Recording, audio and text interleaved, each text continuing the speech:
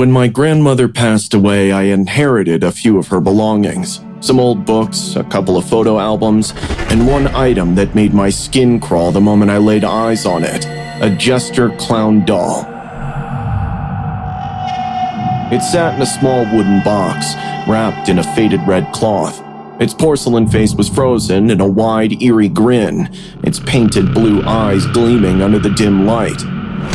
The doll wore a tattered red and gold outfit, and its jester hat had two long drooping points with tiny bells at the end. I had no idea why Grandma kept such a thing. I don't remember ever seeing it at her house before. Maybe it was an old childhood toy, or maybe she had picked it up from some antique shop. Either way, I didn't like it, but I couldn't just throw it away. It had belonged to her, so I brought it home. That night, I had the first dream. I was in my bedroom, lying on my bed, but something felt off. The air was heavy, suffocating. My body was frozen. I couldn't move, couldn't even turn my head.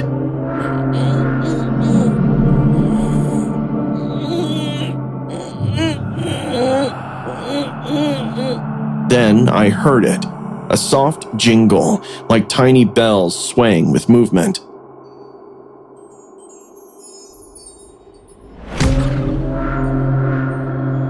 The sound came from the foot of my bed. I tried to breathe, tried to scream, but my body refused to obey.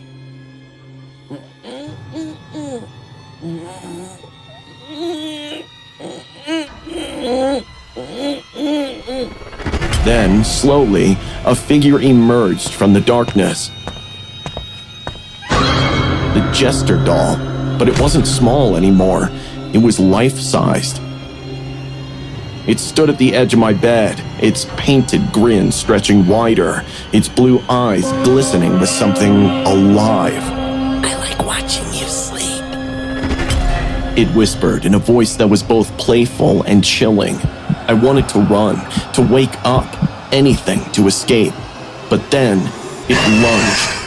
I gasped awake, my heart hammering in my chest. My bed sheets were drenched in sweat. Just a nightmare, I told myself. Just a dream. Then my eyes darted to the chair in the corner of my room. The jester doll was sitting there. I swore I had left it on the shelf. The next night, it happened again. I was dreaming, but everything felt too real. I was lying in bed, the room eerily silent. I turned my head towards the chair in the corner. The jester doll was gone. A chill ran down my spine. Then, jingle.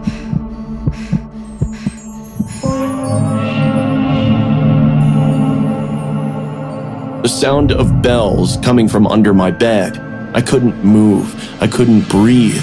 Slowly, a hand crept over the edge of the mattress. Porcelain fingers with tiny cracks along them. The jester's grinning face peeked up from the shadows, its blue eyes locked onto mine. Then, it spoke. Why did you take me? I bolted awake, my body shaking. I turned my head toward the chair. The doll was gone.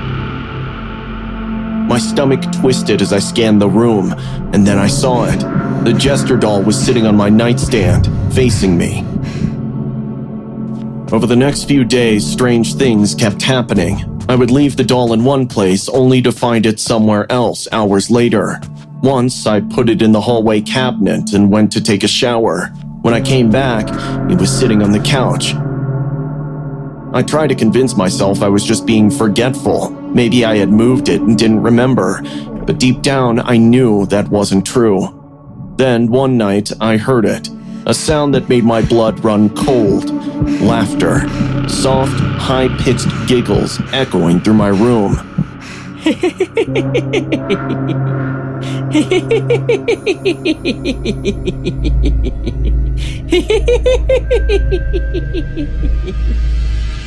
I shot up in bed, heart pounding.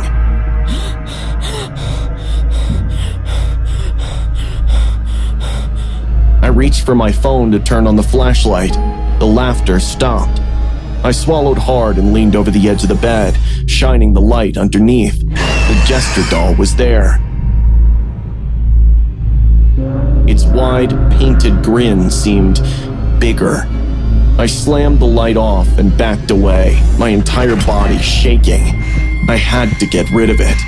I grabbed the doll and rushed downstairs. I yanked open the basement door, my hands trembling as I stepped inside the cold, musty air. I found an old wooden chest in the corner, threw the doll inside, and locked it. Then I ran back upstairs and slammed the basement door shut. I breathed in relief. It was over, or so I thought. That night, I woke up to a sound. Thud, thud, thud. Heavy footsteps pacing outside my bedroom door. I held my breath, gripping the covers tight. Then came another sound, a childlike sobbing, quiet but filled with pain.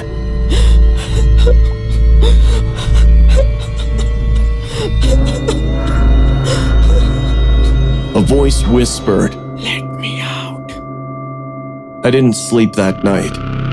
The following night, I had the worst dream yet. I was in my bed, unable to move. A crushing weight pressed down on my chest. I tried to scream, but no sound came out. Then I saw it, the jester doll sitting on my chest. Its porcelain hands gripped my throat, squeezing tighter and tighter. You can't get rid of me. It whispered. I belong to you now.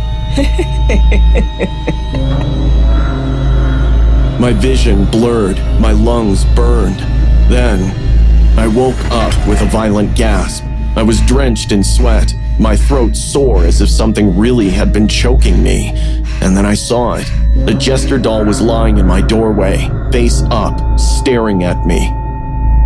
I couldn't stay in the house another night.